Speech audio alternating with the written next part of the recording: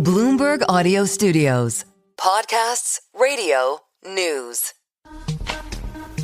I'm Hannah Elliott. And I'm Matt Miller. This is Hot Pursuit.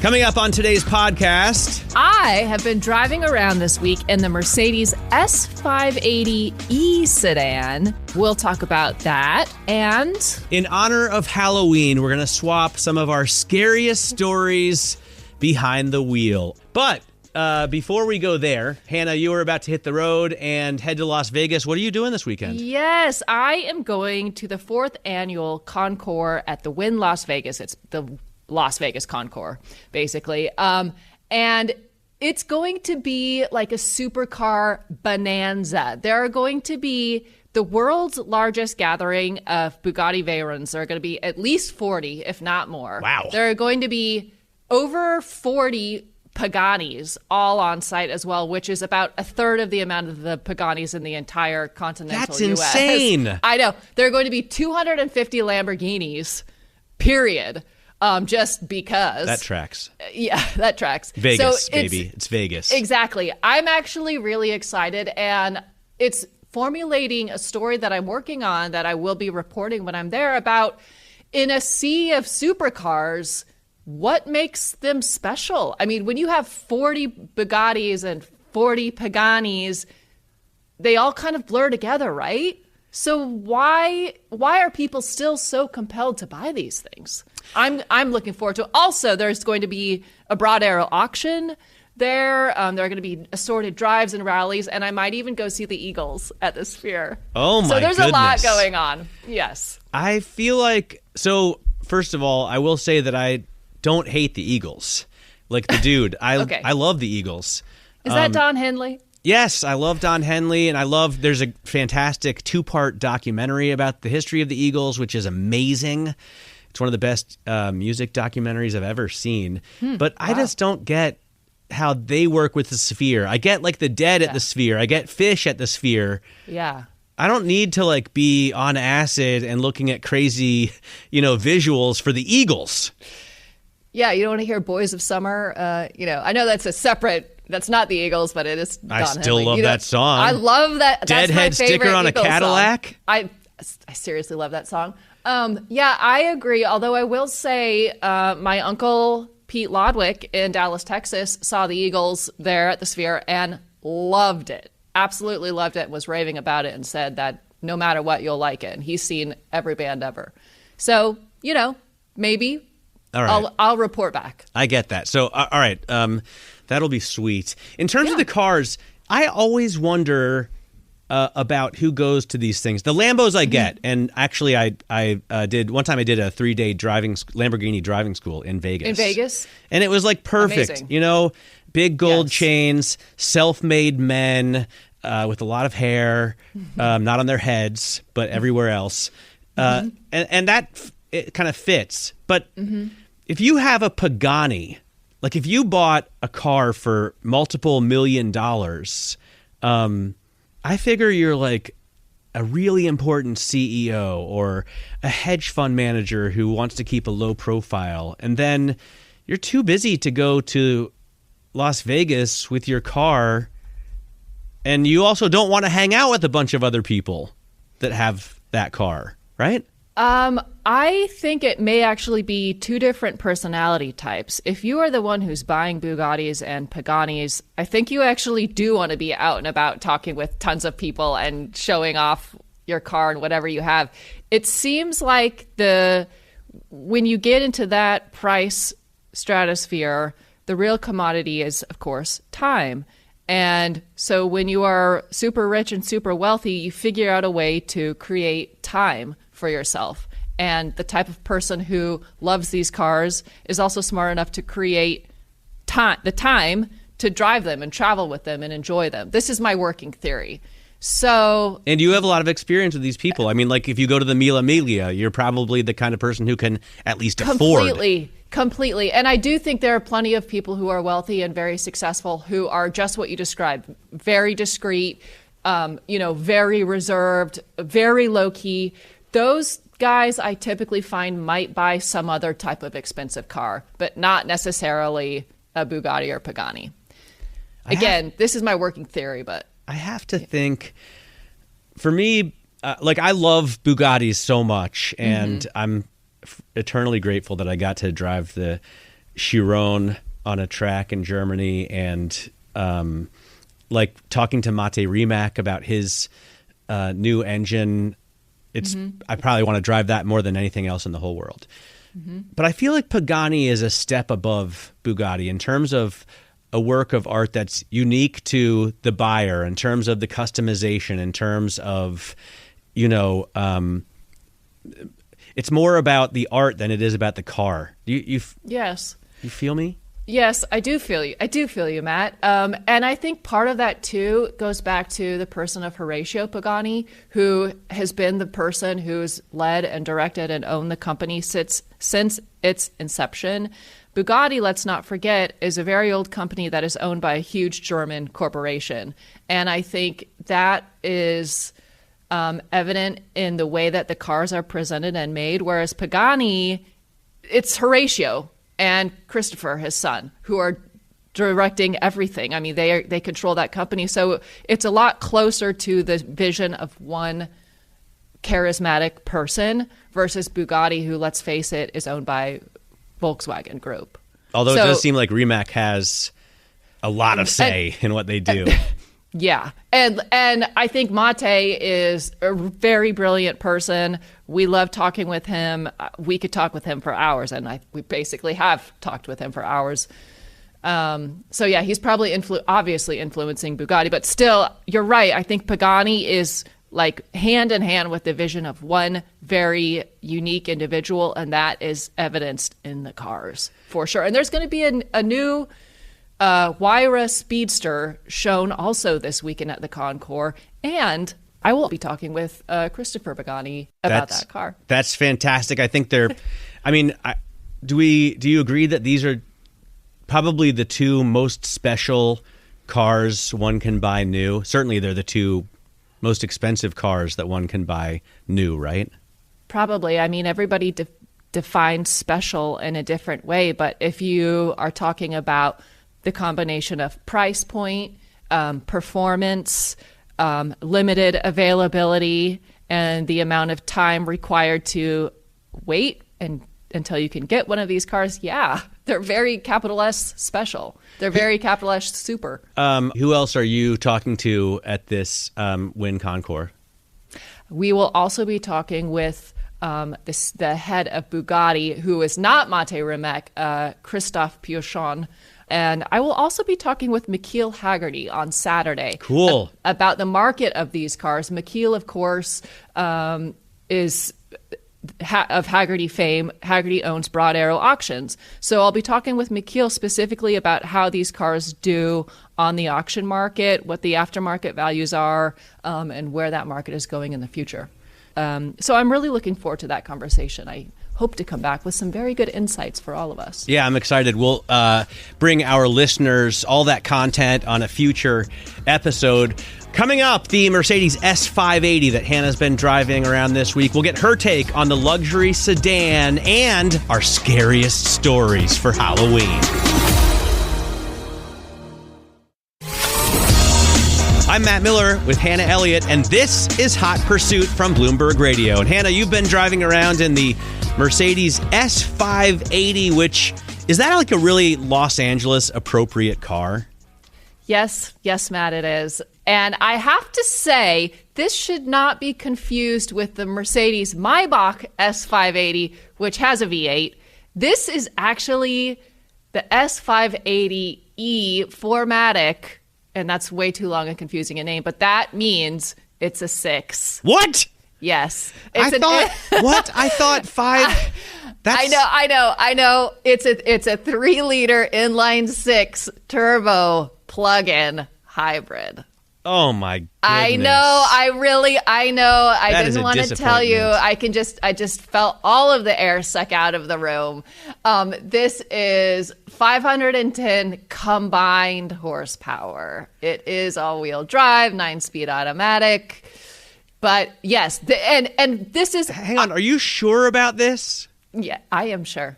I am looking at the car's Monroney that was in the glove compartment of the vehicle itself. I couldn't be more sure. I don't understand. Why do car makers keep doing this? You know, this is a lot like, the DB12 from Aston Martin. It's so misleading because we should talk about Aston. But it's so depressing. But the DB12 has a V8, and when you hear DB12, you think, oh, cool, it's a V12. Words mean nothing. When you hear turbo, you think a turbocharged. BMW, I was talking with the owner of an X7 40, and I was like, you got an inline six? He's like, no, this has the V8. It's a 40. I'm like, no, that's not how it works anymore, bro. No. And now, words mean nothing. I mean, previously, an S 500, 550, 580, they all had the V8. I know. Well, we're in new times now, my friend. And about that words mean nothing thing, I take it back to when BMW started referring to some of its cars, sedans, as sport coupes. That, to me, was the time when words started meaning nothing, which was probably at this point 20 years ago. But when they started referring to sedans as quote-unquote sport coupes, that was it. That just ended it for me. Anyway, that's my rant. Back to the S580. Where was I? You asked if it's a good car for LA. You were going to tell me probably it's still good, even though it doesn't have a V8. Okay, so yes, this is what I was going to say. There are very few cars where in the middle of my day, when I'm driving and I'm sitting in the driver's seat, all of a sudden, I just think, wow, I really like this car. Like out of nowhere, not doing anything in particular, it just kind of comes to me that I'm having a really nice time in the car at that moment in time. And that did happen with this vehicle. It is wonderful for a commuting sedan. It's so comfortable. As you would expect, I actually loved the weird livery spec on it. It was this weird silver metallic color on the outside and a paint job that cost $10,000 extra. Wow. And the silver almost had a drop of green in it. And then inside was this green Napa leather, diamond quilted, stitched inside, like this racing green that looked like something Bentley would have.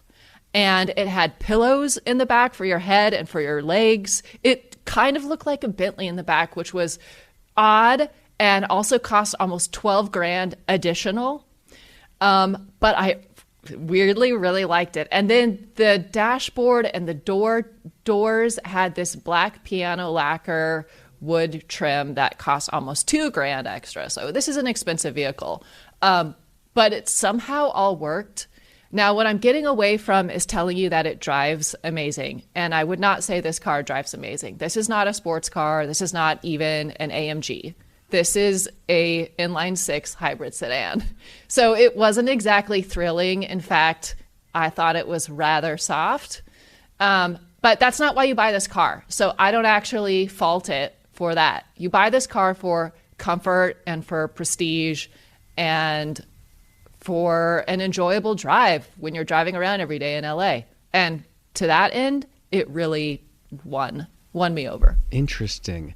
So get this, Google Gemini, which is the AI platform of Alphabet. And by the way, not that car lovers care that much, but Gemini's usage has increased by 44% over the past 3 months, we learned today. So more and more people are using Gemini. The momentum is faster than ChatGPT. But Gemini, I digress, says that this is a point of confusion in that Mercedes has an S580 4MATIC, which still uses the 4-liter twin-turbo V8 with a mild hybrid drive system. The S580e 4MATIC plug-in hybrid, which is the one that you have, has the 3-liter inline six. Obviously, I believed you. I just wanted to see what the deal was. Trust but verify. So the only difference is the lowercase e. I know. It takes away 2 cylinders and 1 liter of displacement. However, what I also find fascinating is, so the V8 has horsepower 496 and torque of 516, does 0 to 60 in 4.3 seconds. The lowercase e has a combined output of 503 horsepower. I don't know how they're measuring that. It could be a little more or less, but 553 pound-feet of torque. So it seems like it's stronger. The hybrid is, the plug-in hybrid version is, than the straight V8, but it's slower, 0 to 60, at least according to Gemini, at 4.8 seconds, which is weird. Yeah. Again, everything is befuddled these days, and just because you have a certain amount of cylinders in the engine doesn't mean that you're also getting more horsepower, like you just established. Now, Yeah. Gemini says the Monroney for the car itself says 510 horsepower. So somewhere over 500. It's still more than the V8. Right. And to your point, yes, you can't assume that because you're getting a bigger engine or more cylinders, you're getting a faster, more powerful car. That just doesn't hold anymore. There are so many different variables. So maybe this will help your case with your wife at some point trying to get a car you actually want, because again, there's no like hard and fast rule anymore about what you can expect to get. I do think one of the problems that Mercedes has is their names are so confusing, and all of the cars tend to blend together. So it really does take a lot of time and attention to figure out which is which seems like a problem. Yeah, that does seem like a marketing It's really confusing. nightmare. Right. And I should say that this car that I drove ended up being almost $176,000. So it's not cheap.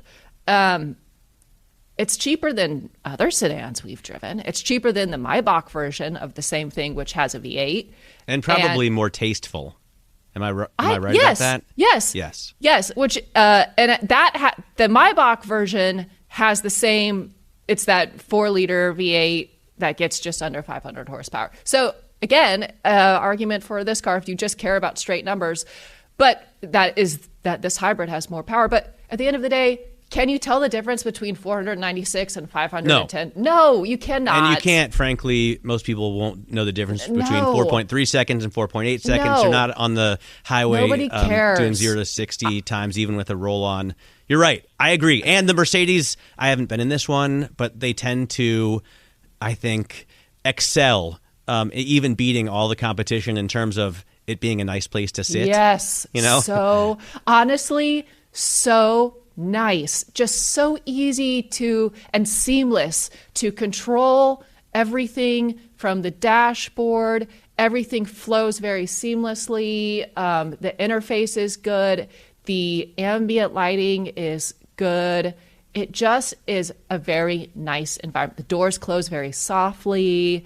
It just is a really nice environment. I'm sure sometimes it's fantastic. That's what you want. Yeah. I will say, in regards to the numbers versus displacement or numbers versus cylinders, I hate to harp on this. I always go back to it. The heartbreak I felt when Mark Fields unveiled the second generation of the Ford F-150 Raptor with its 3.5-liter EcoBoost V6. And I was like, but wait, I thought we had a 6.2-liter V8 in this. And he was like, yeah, but this one has more horsepower and torque because it's a turbocharged. That doesn't always make things better. I would have rather had, and I did rather have, the first gen with only 420 horsepower in the big V8 than the second gen with 450 horsepower in the turbocharged V6. It's just, I can't say it often enough. The driving feel is more important to me than the numbers on paper.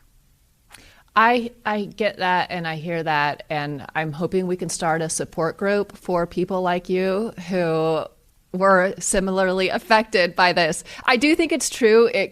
For me, it goes back to the saying, it's more fun to drive a slow car fast than a fast car slow. Yeah. And at the end of the day, like we were chatting about before offline, cars are emotional, and it's just about whatever more emotions get kicked up in you in any particular car.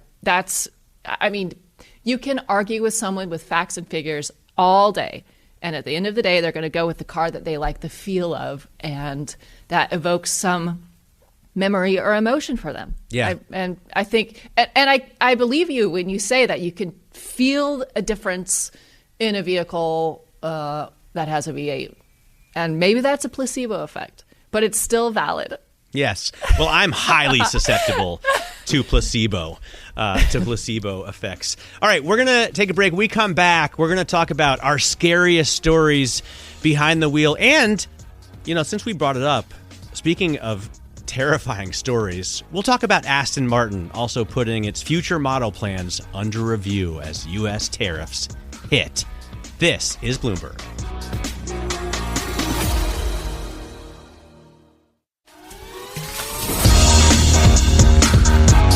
I'm Matt Miller with Hannah Elliott, and this is Hot Pursuit from Bloomberg Radio. It's Halloween, or maybe a little after, depending on when you downloaded this podcast. But, Hannah, what are you dressing up as this year? I'm dressing up as a roving reporter on assignment in Las Vegas. No costume? No, I don't think so. But I don't know. I might go a little Western because I did also hear that ZZ Top is playing on Halloween night in Vegas in like an off the strip sort of low end, down in the dumps place, which might be actually kind of funny. That's perfect. So I might. I hope there's a mechanical bull. There might be something like that, and I might wear the truckle. Who knows? Might bring it out for the concert. What is your scariest story from behind the wheel? I actually don't know. I've never heard you tell a story of any car accidents, for example. No, honestly, I will say thank God and knock on wood, I have not been involved in anything like that. One time when I was, in high school, I think I might have rear-ended someone because I was following too close, but that taught me that lesson. No, thank God I haven't been involved in anything serious. I would say my most terrifying moments in cars, I was going to say electric cars, are when the battery is running low. That's still terrible. I get major anxiety. I also have had 2 times when a press vehicle was towed. Both times were terrifying. One was a Tesla, and I literally got a phone call from Tesla before the vehicle had even been deposited at the tow pound because they were monitoring the car, and they could tell that Big Brother is watching. Yeah, that was interesting. And then the other time was this little Fiat 500e that was towed from being charged in a downtown LA parking lot. It was towed from the charger because apparently they didn't allow outside cars to charge there. Anyway, that was towed to the sketchiest, most shakedown type of tow pound with like junkyard dogs and junkies and tents and very, very sketchy people in very near Skid Row, LA. And the guy just wanted cash to give me back the car. It was sketch. So those I would say. And then, it's not great when your Rolls Royce just suddenly stops having power when you're on the 101. But, I'm kind of used to that. So that doesn't really scare me. But the real scary stuff for you happens in EVs. Actually, yes. I guess that's the moral of that story. Yes. What about you, Matt? Well, you know what? I'll tell you something. I've never told this story publicly, and I don't think I've ever told you, but it had to be about 10 years ago, maybe longer. I was up at Monticello, which is the racetrack club here in New York, and they have an off-road course, and I was with some guys from Toyota testing out their, at the time, new Tundra, which it was and is a fantastic truck. But we were driving it around off-road on a kind of an off-road race course, so higher speeds, and each one of us had a driving instructor in the truck. And as I was going around a muddy bend, the driving instructor said, "You could give it more gas there." And I thought he meant, now you could give it more gas, rather than you could have given it more gas. So I put the pedal all the way down, and the back wheels just started spinning. As we came around the corner, as soon as I got grip again, I was pointed the wrong direction, and I hit a tree so hard that we needed to get another truck with chains to pull my truck off of the tree. God. Matt. Actually, nothing happened, like, in terms of injury. Did the airbag deploy? We had turned off the airbags because we were... Perfect. Yeah, because we were off-road. So that was... I mean, it wasn't really scary in terms of, like, danger. afterward, everybody was just slack-jawed and couldn't believe what had happened. But it was like, whoa, like kind of crazy. That is scary. It was scary in terms of I'd never like wrecked a press car, and I was filming for, a piece for Bloomberg Television. Oh, and was that on camera? Was that? Yeah, everything was on gosh. camera. I was worried, like, what was my boss going to say? So from that perspective, it was scary. Is Toyota going to hate me? From that perspective, it was a little scary.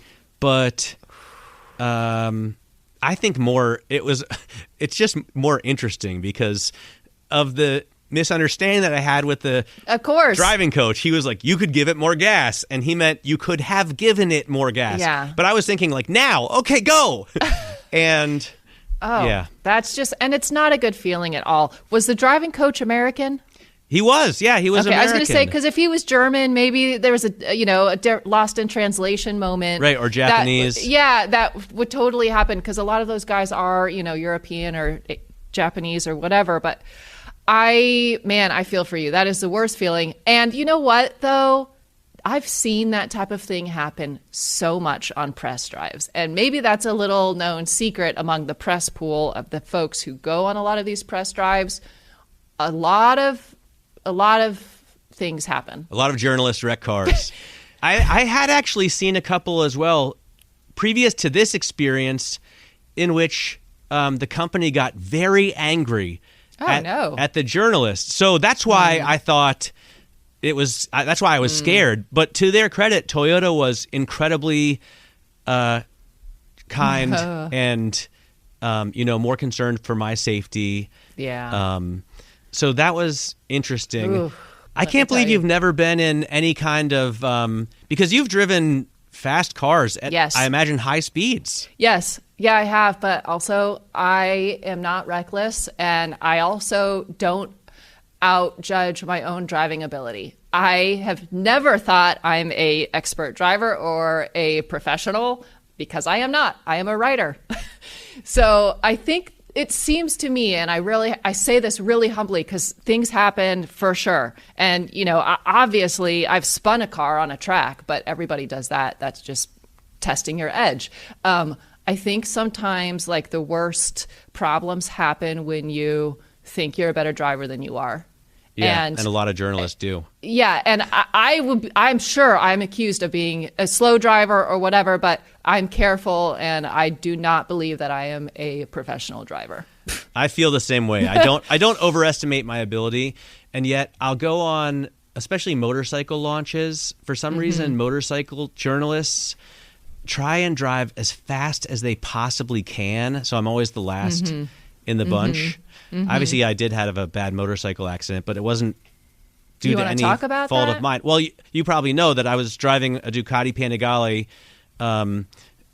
at not super legal speeds, and a Ford F-150 crossed over the double yellow line and hit me head on, which I couldn't have avoided, and it hospitalized me for quite a while. But that's terrifying. Yeah, but I had a pretty good time in the hospital. Everyone was so nice to me. I'm glad. And you and Biggie. They were all worried about me. So, all right, that's enough of that Halloween stuff. Oh, wait, Aston Martin. Yes. I've got to. For those who haven't read on the Bloomberg terminal, Aston Martin this week said it's reviewing plans for upcoming models because it has to lower costs, and the shares just got absolutely clobbered. The shares have performed so badly anyway, but I guess U.S. tariffs have really hurt the iconic British car maker. So it's targeting a reduction in capital spending, which is never good when your favorite manufacturer does that, by almost $500 million this year. That is really, it's heartbreaking for people who love the brand. And obviously we know that Aston Martin has really been trying to do a big turnaround since Lawrence Stroll bought it in 2020.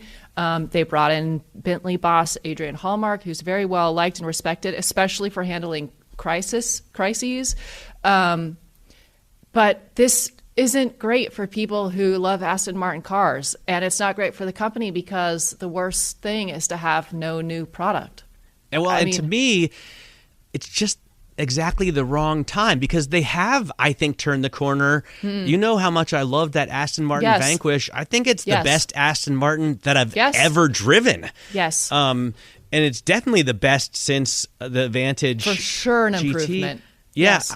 I mean, it seemed to me like they had figured everything out, and that car, aside from being incredibly expensive, I think is almost perfect in every other way. So what a bummer. Yeah, it's sad. I wonder if this is going to be the first of other companies. I mean, it's bad that they had to say it, you know? Yeah. Obviously, tariffs are affecting everybody, and each automaker has to figure out what makes the most sense for them as they try to navigate all of this. It's too bad Aston Martin had to say it, and I wonder if there will be others who join. I just hope they're able to produce as many of those Vanquish Volantes and also the hardtops as possible, and maybe one day I'll drive it again. That does it for this week's show. Remember to follow and subscribe to Hot Pursuit on Apple, Spotify, or anywhere else you listen. And it's really key to search Bloomberg Hot Pursuit. That's right. Because if you just search Hot Pursuit on any of these podcast platforms, you're going to get something about like Middle Eastern politics for some reason. It's not about cars. So Bloomberg Hot Pursuit, and you can email us at any time. Drop us a line at hotpursuit@bloomberg.net. And you can check out my columns and stories on Bloomberg.com and on the Bloomberg Business app. You can go there for car reviews, events, and stories that you won't find anywhere else. Find it all at Bloomberg.com/pursuits/autos. I'm Hannah Elliott. And I'm Matt Miller. We'll be back in your podcast feed again next week.